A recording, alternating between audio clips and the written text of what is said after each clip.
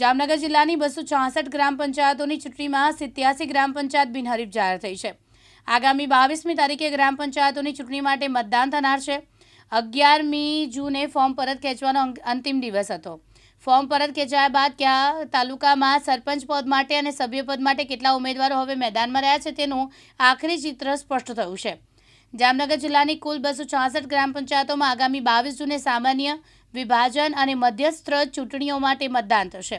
આ 266 પૈકી 87 ગ્રામ પંચાયતોમાં સરપંચ અને સભ્યોની બિનહરીફ વરણી થઈ ગઈ છે અને બાકીની પંચાયતોમાં ચૂંટણીઓ યોજાશે. જામનગર જિલ્લામાં 266 ગામોમાં ગ્રામ પંચાયતની સામાન્ય, વિભાજન અને મધ્યસત્ર ચૂંટણી યોજાનાર છે, જેમાં સરપંચ પદ માટે 739 અને સભ્યપદ માટે 3322 ફોર્મ ભરાયેલા હતા.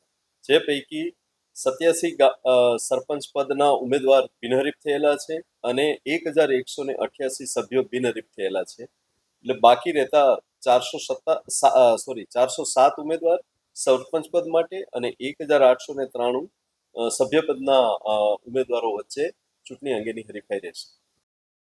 અનિલ ગોહિલ, દિવ્યાંગ ન્યૂઝ, જામનગર.